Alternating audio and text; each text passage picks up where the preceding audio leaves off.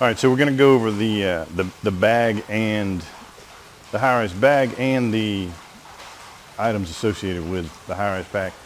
When I asked these guys earlier what's wrong with the pack, you should immediately, when you walk up to one, know what's wrong with it, what's right with it. Will it work? There's certain things that'll be wrong, but it'll work, you know, and that's different. But also when you check the truck in the morning, when you look at that bag or the pack, you should be like, all right, I can fix this real quick. And I'll teach you how to fix it all real quick too today. That way you can take it out. Like this pack, you should have said, you know, when we checked it in the morning, we can go, nah, I don't like that. Let me repack that. To me, this is the firefighter's responsibility to look at this. The driver operator just says, yeah, it's there. But it's your job to carry it, and it's the fireman's job to say, hey, look, I got to carry this. I have to put it on my shoulder. I may have to walk a long ways with this, and I don't want it to all fall apart. So look in the bag, make sure you know what's in the bag. If you don't know what's in the bag, then there's no reason to even carry the bag. So these are items that are associated with the bag. So we're going to do 2 spanner wrenches, and these are the smaller spanner wrenches, 2.5-inch spanner wrenches, and they're for the, really you can do almost any hose with them, but they're for the 1.75-inch hose, 2.5s. You need 2 of them because if you get to a coupling, you need, you don't have 2 people. Your lieutenant shouldn't be there helping you. He's got business to do. He's setting up an entire large-scale fire incident. You should be able to uncouple and couple things as we need to. Also, there's a double male, double female. The reason there's both of them is because you never know what you're going to run into, and if you need one, you also need the other one. They taught you that in fire school. You can also keep them connected together, like you can put that male on there, and that's fine too.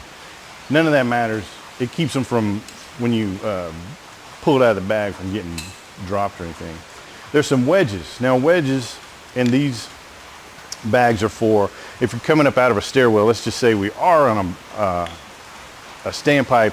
If you connect to a standpipe, come out of a stairwell, you may need to use that wedge on that door. There's also a crash axe in here. I wish I actually had a crash axe to show you how those work. A lot of people don't even know how those work. But if you needed to force something, if you need to break windows and stuff like that, it's something there. You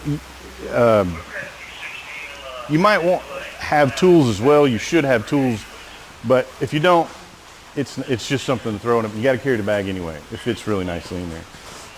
Now the pack itself is going to have either gator wire on the pack or in the bag. I'm not a proponent of either one. I don't care.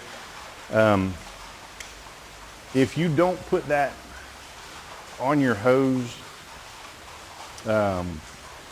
some guys will forget and try and hook it up. You tell me how you would hook up 2.5 or 3-inch hose to this. Without that, I don't know. But they'll get, theoretically, you're on a big fire anyway, so they get confused. If you put it on the hose, they're less likely to get confused. The downfall of putting it on the hose is that it tries to completely pull the hose apart as you're walking and stuff. If you don't strap it correctly, it tries to pull it apart. And we don't know whether we're going to the 6th floor. We don't know whether we're going in a condominium or a complex, and you may have to walk 100 or 200 yards even around corners and everything. And it's going to be, every step you take, it's going to be trying to pull it out. So we'll show you how to strap that up so when you put it on your pack. But either way, whether it's in there or on the pack, it doesn't matter to me. The nozzle, that's a smoothbore nozzle. Smoothbore nozzles are specifically for our high-rise packs or access packs, whatever you want to call it. And if you look in that nozzle, when you open it up, it's a solid, well, I'm sorry, not a solid, it's a completely open bore. So anything that would be in, let's say, like a standpipe or any system can pass completely through the hose, like a bottle cap or anything. Whereas this is not, or should not be, on a high-rise pack. You couldn't pass anything through that, whether it be a ping pong ball or a golf ball or anything. Nothing will go through that.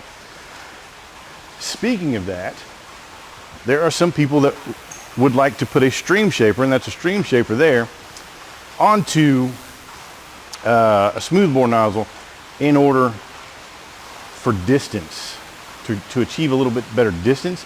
But if you look in the center of that and show that to the camera real quick, all you're doing is defeating the purpose of having a smoothbore nozzle to begin with, which you can't pass anything through that either. It'll just catch. And when it catches right there, it is not an easy fix to take the nozzle off because it goes before the valve of the nozzle. You can't take that off and clean it out. So we don't want to see a stream shaper and we don't want to see a a fog nozzle on these. So those are those cues that when you first open it up, if it's got a fog nozzle on it, if it's got a stream shaper, you know immediately, all right, well, let me start looking for some other stuff because this is not really put together just right.